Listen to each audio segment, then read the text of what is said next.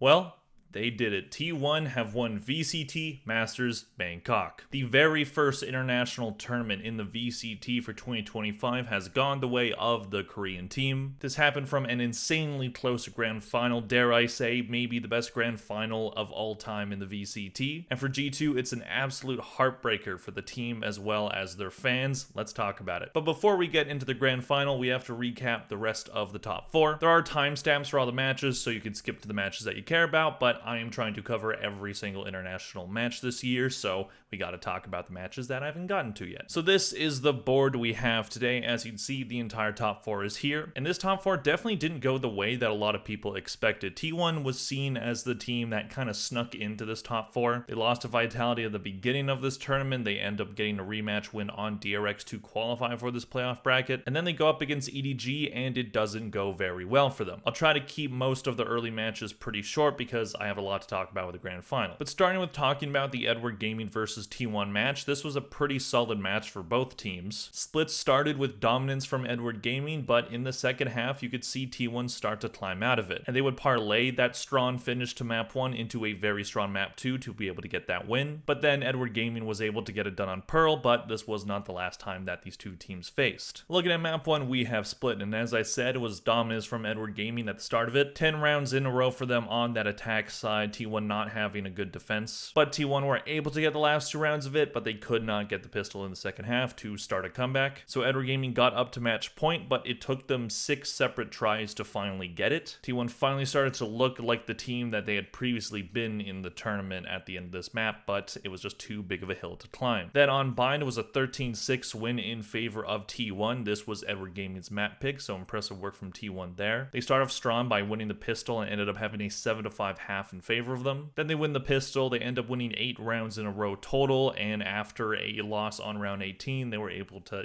end this map on round 19. Then going to Pearl, this one very close. T1 almost won this one. They couldn't get to match point, but they did get to round 11 before Edward Gaming could. Very even first half, teams going back and forth on this one, but then we go into the second half and T1 win the pistol, winning both pistols on the map. And T1, who are very good on Pearl, were able to get to an 11-9 lead, but they could not hold on to it. They couldn't win the 2 rounds that they needed. 4 in a row from Edward Gaming would end this one. Looking at the team MVPs on the side of Edward Gaming, who else but Chichu, who went 72, 43, and 28 for plus 29. And on the side of T1, Sylvan, who had a very good tournament for himself. Very impressive work from the rookie. He went 52, 52, and 22, and he had 1 ace. So overall, really solid match for T1 to start off their top 4 appearance, proving that they're not just passengers here, and they would continue that into some very strong matches later on, but we'll get to those in a second. Moving on, we have the other opening match of playoffs, and that is G2 versus Team Vitality. Definitely saw a lot of people picking Vitality for this one, and understandably so. They were undefeated not just at this tournament, but in their own region as well heading into this match. Vitality are incredible on paper and have looked incredible throughout this tournament. However, G2, facing arguably their biggest test of the tournament up until that point, were able to answer the call. We start the match with Bind, which was Team Vitality's pick. They would start off strong by winning the first 3 rounds, but G2 would take the lead right back by round 7. Bit back and forth at the end of the half would end up being a 7-5 lead for Vitality. They would continue that into the pistol, winning the first 3 rounds of the second half, getting to a 10-5 scoreline. It would eventually be 12-8 for Team Vitality. They have 4 chances to close it out, but it got shut down by G2. Very strong end to their attack half, was able to bring this into overtime. In that overtime, both teams winning their first defense rounds, but then G2 were able to get that 1 round on attack that they needed. Moving on to Lotus, which was G2's pick, they ended up having a 6-1 lead by round 7, but Vitality would end the half strong by winning 5 in a row. So it ends up being tied, this one looking pretty close overall, but then G2 win 4 in a row to take a pretty solid lead. G2 would end up having a lead of 12-8 for match point. Vitality were able to get 1, but they couldn't steamroll it into much of anything, and this one is over at the second map. Looking at the team MVPs on the side of G2, we have Leaf, who went 52, 35, and 28, and he had 17 multi-kills. And on the side of Team Vitality, Kix went 38, 36, and 18, and he had 6 separate 3 kills. So Team Vitality moved on to the losers bracket of this playoff stage, something that not a lot of people were expecting, and they would face even more adversity there, whereas G2 were able to continue their strong play into their next match. Which brings us to G2 versus Edward Gaming, the match that decided the upper seed for the grand final. This one ended up being a 2-0 victory in favor of G2 over the reigning champion winners. G2 losing to EDG earlier in this tournament, they were going to do well on the rematch. This team is quite good at rematches. They were not letting this one get away from them. They were not going to be denied that grand final spot, and Edward Gaming just could not find an answer to G2's really strong and smart play. Looking at map 1, we have Lotus, which was G2's pick, ended up starting out pretty strong for Edward Gaming, having a 4-2 lead, but then 5 rounds in a row for G2 would end up having this one be 7-5 in favor of them. Then G2 win their attack-sided pistol, Edward Gaming only able to get 3 rounds on their defense side. This one is over at round 21. Moving on to Split, which was Edward Gaming's pick. Edward Gaming would start well again, having a 4-3 lead at round 7, but then G2 steamrolled the rest of the half. 5 round wins in a row would end up being 7 rounds by round 14, giving G2 a 10-4 lead. They are in the driver's seat for this one. Edward Gaming yet again only able to get 3 rounds on that defense side. This one is over at round 20. Looking at the team MVPs on the side of G2, we have Jogmo, who went 37, 27, and 18 for plus 10. And on the side of Edward Gaming, we have Smoggy, who went 29, 32, and 13, and he had 1 4-kill. So this match sends G2 to their first international grand final. Absolutely amazing opportunity for them. We'll get how it ended up going for them in a bit, but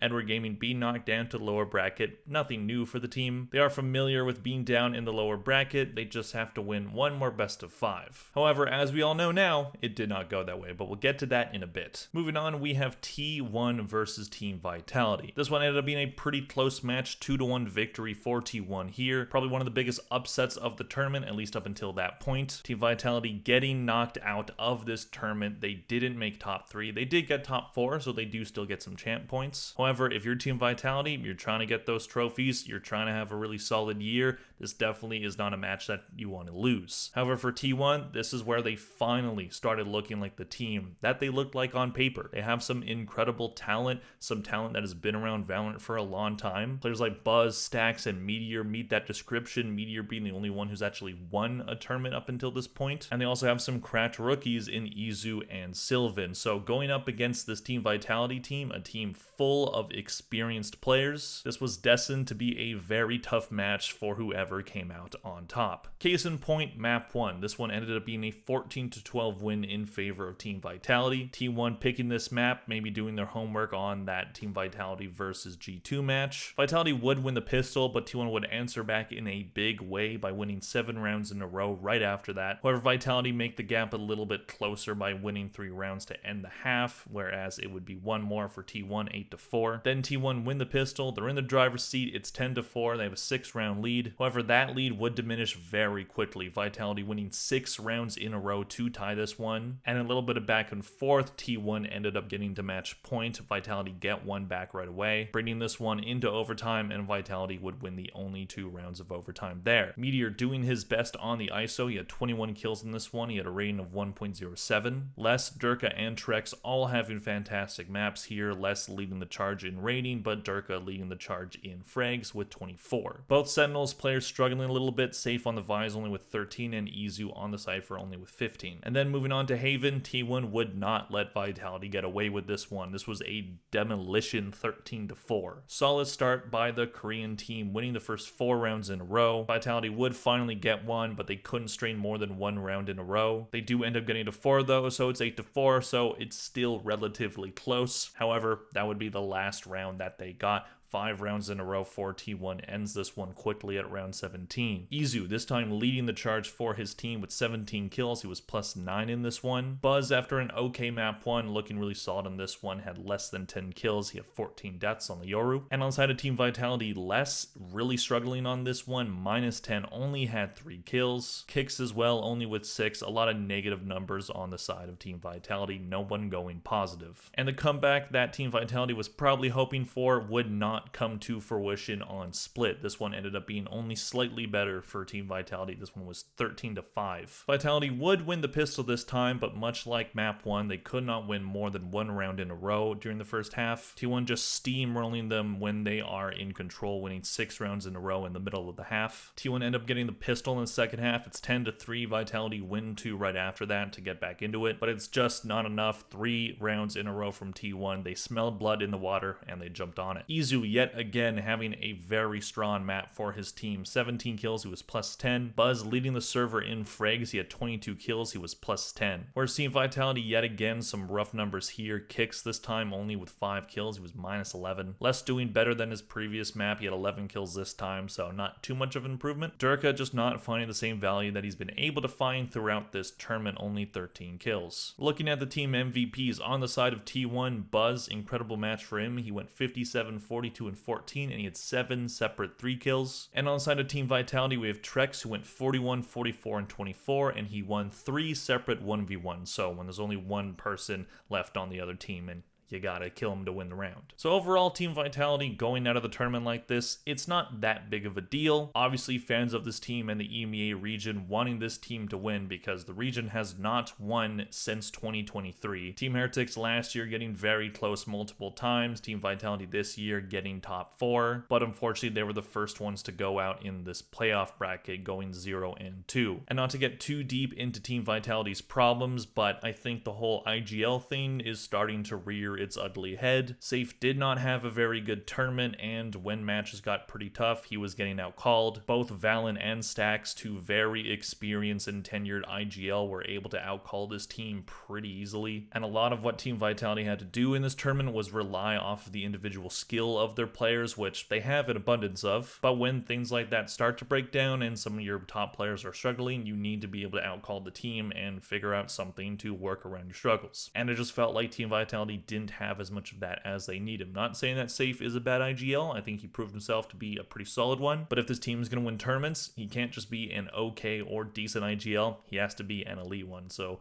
we will see how the next international tournament goes for Team Vitality if they end up making it there. I think it's a pretty safe assumption to say they're going to be there. It's a question of whether or not they can win one. Moving on, we have the lower bracket final of T1 versus Edward Gaming. Heading into this match, Edward Gaming had not lost a best of 5 in the VCT. However, when they brought up this stat on the broadcast, I felt that it was a little unfair because they had only won one best of 5 internationally, and that was the only one that they've played in so far. All the other ones were in the Chinese region, which, yes, they've won every time. So they know how to win best of 5s, but T1 is also experienced in best of 5s very recently, winning one and then losing one in the Pacific lower finals and then losing in the grand finals. So they definitely have experience too, and going up against this Edward Gaming team, especially on a rematch, they were ready to get the revenge, only allowing the reigning champ winners to get one map in this match. They were not going to be denied a spot in that grand finals. Their date with G2 was upon them. And T1 would start this one off incredibly strong, winning the first 7 rounds of Bind, which was Edward Gaming's pick, shaking the confidence of this Chinese team. They would be able to get 3 rounds, so it was 93. But then after winning the pistol, T1 took it right back, winning 4 in a row to end this one at round 17. Simon and Kane tying for top frag on their team with 11 kills, whereas Meteor leading the charge on the server with 24. He was plus 14. Stax as well with the best rating on the team. He had 17 kills, only 6 deaths. And Buzz and Izu all doing very well for themselves as well. The only one kind of struggling was Sylvan, only 6 kills for him, but the rest of the team was frying. He's a smokes player. He didn't have to do much. Moving on to Haven, which was T1's map pick. Interesting pick here because Edward Gaming has been very good on Haven so far in 2025, but not in this match. T1 would win the pistol, but EDG take it right back, winning 4 in a row. So EDG having a better start to this map than they had previously. EDG end up getting an 8-4 lead heading into the second half, and then they win the pistol, so it's 9-4. They're in a good position. T1 would win 2 more, but EDG get another one. It's no big deal. You're still up 9-6. But then 7 rounds in a row from T1 on their attack side. Edward Gaming not finding an answer on their defense, not able to bring this one into overtime. This one's done at round 23. Kane doing his best to keep his team in this match. He had 27 kills on the Jet. He was plus 9. Chichu as well having a strong match, 21 kills for him, but Buzz was doing his job here. 25 kills on the Yoru for him. He was plus 9. Izu as well. The rookie looking really good.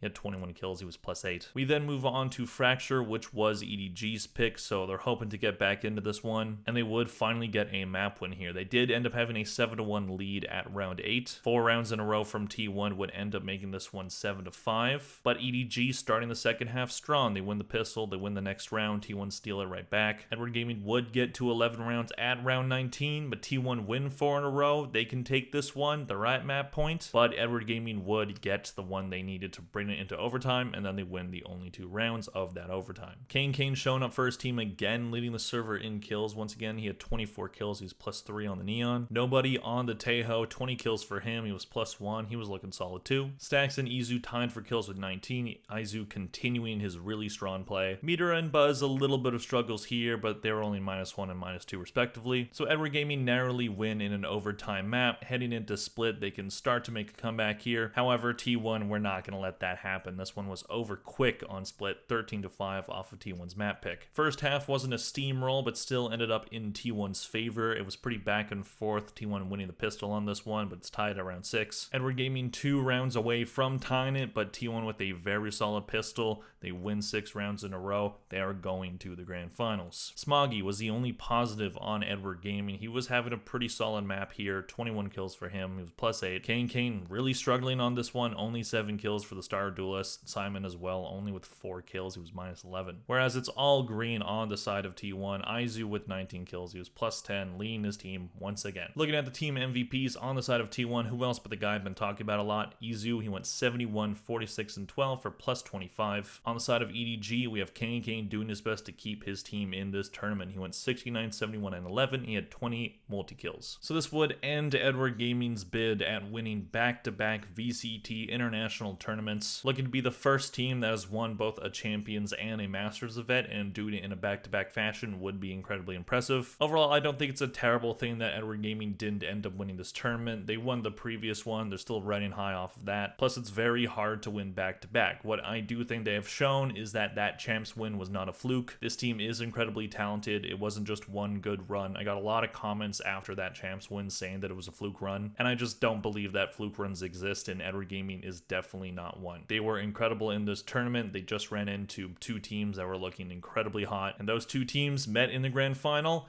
and it was an absolute doozy. Which brings us to the grand final, G2 versus T1. This grand final, I gotta say, one of the best things I've ever watched in Valorant. Might end up being the best grand final ever. I've never seen a grand final that was this close. I've seen 5 map grand finals. Those tend to happen pretty commonly. However, this one was so close. We had 2 separate overtime games, including the last map. I've never been more nervous watching a VCT match, and even though it didn't go in the way that I both predicted and wanted, I am still very happy for T1. Heading into this one, I was kind of happy with either result, because on the side of G2, they are the team that came from Ascension, the Americas team that has been waiting for their chance at a trophy for so long. Coming up in 2022 as the Guard, going through Tier 2, winning Ascension, having a up and down year last year, but still improving every single time they play. Then the year starts. They're the best team in Americas. They get to this tournament. They end up losing 1 match, but they end up getting to this grand final. What an opportunity for these players. But on the side of T1, they have some players that have been waiting a very long time as well. Stacks and Buzz, 2 players that were previously a part of the DRX core, a core that was always good enough to both make it to international tournaments and do well at international tournaments, but never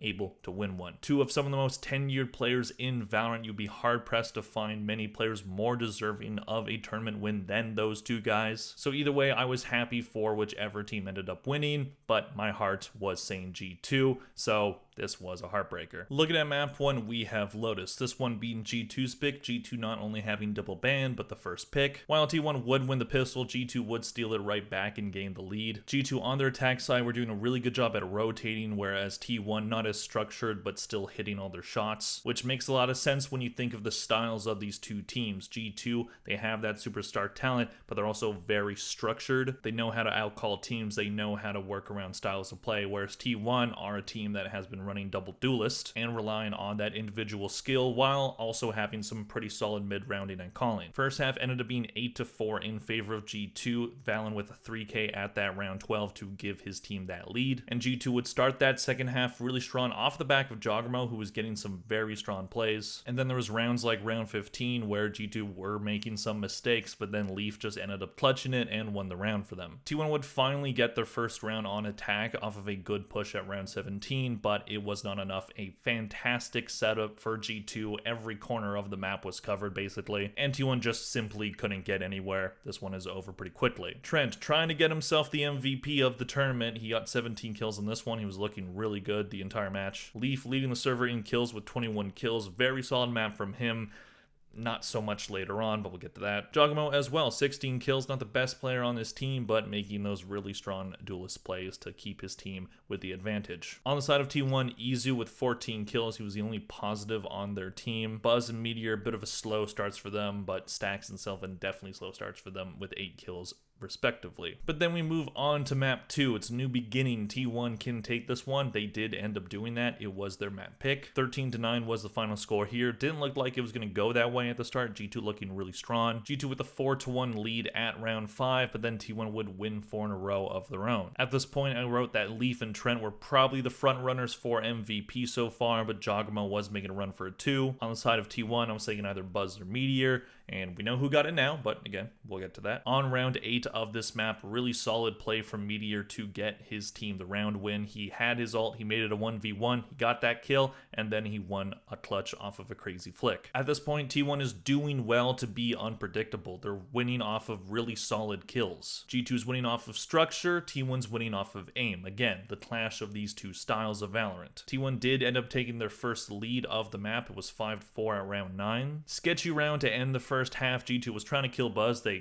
couldn't kill him for a second. They eventually do it. Izu did make it close with the 2k, but G2 would get this one, and it was tied at the half. Much closer map on this one so far than the previous. And this is where T1 was starting to pick up their momentum. They win the first 2 rounds of this half. G2 tied back up again. Trent with a 4k at round 16. Weird late ult from Stacks. He probably could have won that one if he just popped it a bit earlier. But then at round 17, Buzz with a 3k would give T1 the lead again. Round 19, Izu gets that 4k to keep T1 winning rounds. Right now, T1 is looking absolutely deadly on attack. G2 cannot find an answer. T1 would get 2 map point at round 20. G2 just cannot hold them back. This one is over at round 22. Moving on to map 3, we have Abyss. This was G2's pick. This was seen as a very good map for them, and they ended up winning this one 13-11, but it really started sketchy for them. 6 round wins in a row from T1 to start this. Buzz breaking the global kill record on this map. Previously, it was Durka with that record. It's now him. He only needed 10 on this map. He got more than 10. On round 5, Sylvan clutched to shut down the retake attempt from G2. G2 just not looking as clean as usual. Definitely some nerves getting to them. This is a really big moment. They have to rise to the occasion. And Buzz is just playing insanely good. He's killing all of the G2 players. G2 just cannot kill this guy. And G2 ended up taking 2 timeouts during this half, burning them, so they have none for that second half. Jogamo is 0-5 during these first 6 rounds. Not looking good for G2. G2 almost get the first one at round 6, but Stacks with a very good reposition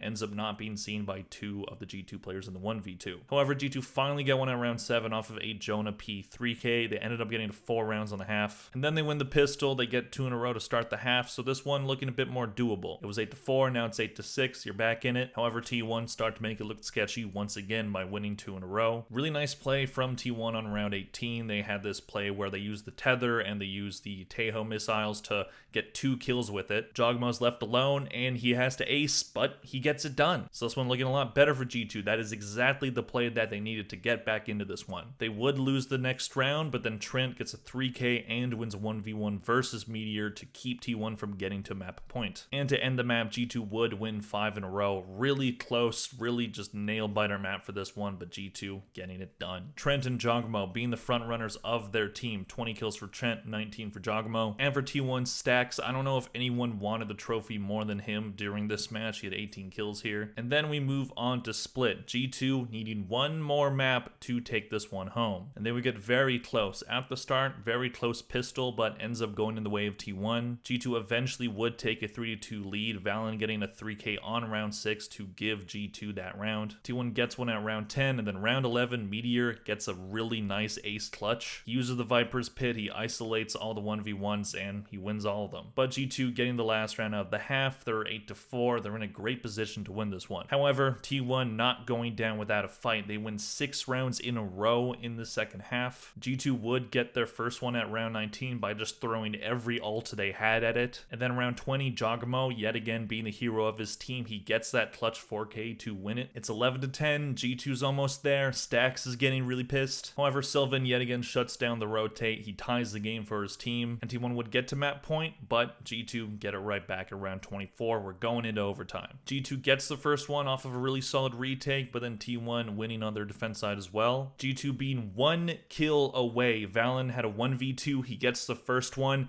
just can't get the second one, and that was the trophy. It was right there. It was 1 kill away. Literally just 1 inch of a mouse, and G2 is celebrating in the streets of Bangkok right now. But that did not happen. T1 won the overtime. Valen and Jogamo leading the way for this team, trying to get this team a trophy. Both players had so many good opportunities here. Whereas for T1, Meteor leading the way, 30 kills, the first and I think only time a player broke 30 kills during this match. Just absolutely insane work by the veteran player here. Stax and Sylvan playing great as well. So absolute nail biter in that map 4, but G2, they still have the opportunity, but right now it just seems like T1 wants it just that little bit more. T1 win the pistol. Round 3, G2 almost wins it, but they just can't kill Sylvan before he defuses. Just really bad timing there. G2 just looking nervous right now. They're not making the same crisp plays as they usually do. And G2 would eventually get one at round 5. T1 get right back by Buzz getting 4 kills at mid. Buzz just using his Neon ult to just demolish G2 when he needed to. However, Valen gets a 4K right back. Doesn't get the ace. Jonapi gets the last one. Pretty close end to the first half, still ends up being in favor of T1. Pearl is a map that both these teams are very good on. T1 was undefeated on Pearl coming into, I think, the Edward Gaming match, then they lost that one. But G2 are fantastic on this one too, so this one's just an absolute nail biter. Who can do well on the second half? Flawless pistol round from G2, much better start to the half. They would get a second flawless, or at least I think they only lost 1 player. T1 would win the anti-bonus though, but then G2 end up tying the game. Round 20 is just a dogfight on that A site. T1 almost get that round done, but the Astra ult allows G2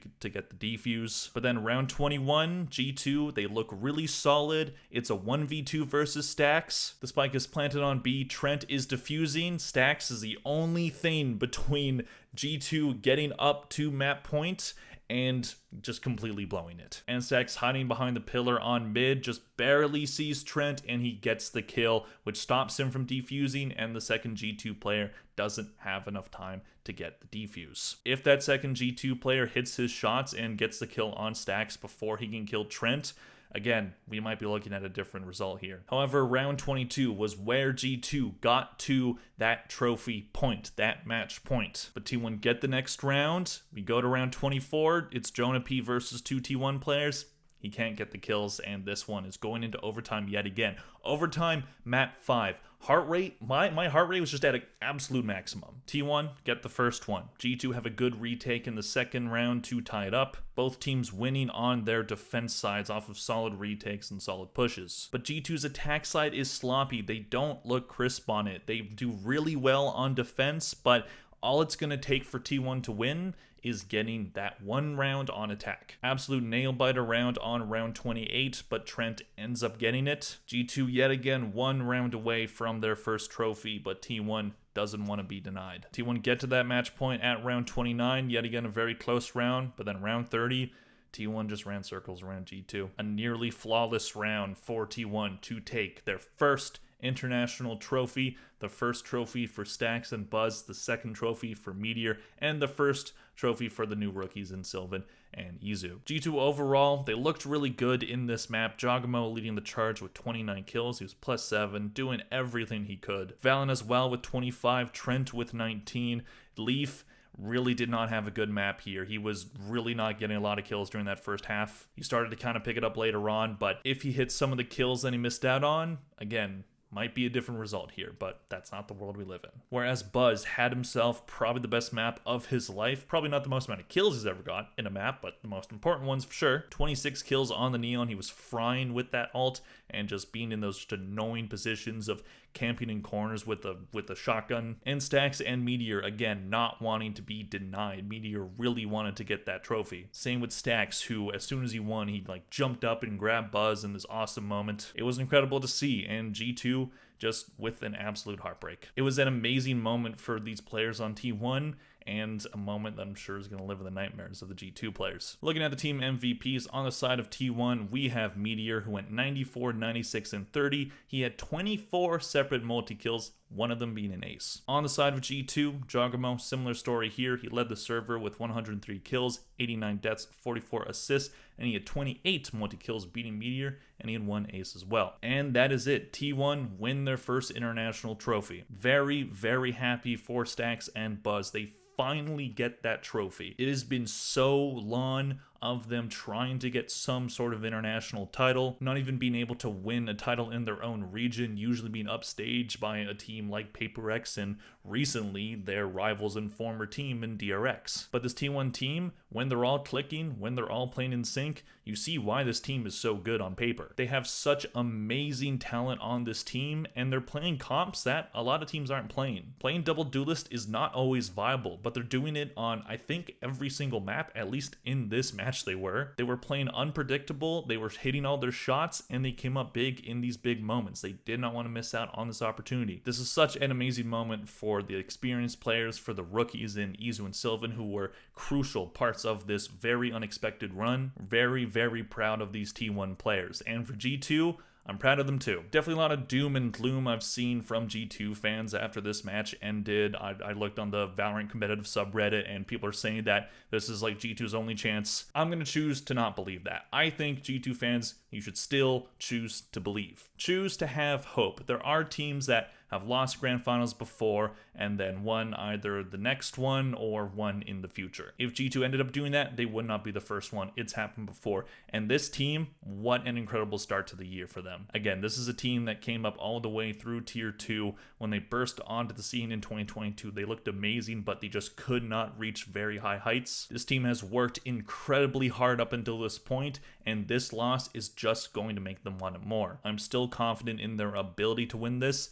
I thought that my predictions were finally going to be right, so maybe that's why they lost, because I predicted them to win, because I'm usually wrong on that one. But I was almost right. It's now back-to-back tournaments where I've picked the runner-up to win this one. It was Team Heretics and Champions, and now it's G2 at Bangkok. So all the teams that I usually want to win or predict to win usually lose. That's just kind of how it works. That's most teams I follow. But overall, I think this was just such a good tournament. It was really a fun time. Obviously, the start times were awful for me because I'm in North America. So these matches were starting at like 3 a.m. for me. Ended up having to like avoid spoilers the entire morning to be able to watch this one and not have it spoiled. So that was just that was fun. That was a great time. Now we look forward to stage 1, but we'll get to that in different videos. I'll leave you with this. Let me know in the comment section down below, what did you think of this tournament? What did you think of the grand finals? Let me know what you think of everything about this tournament in the comment section down below. Please click like and subscribe if you enjoyed this video. Thank you very much for watching, and I'll see you guys in the next one. Bye.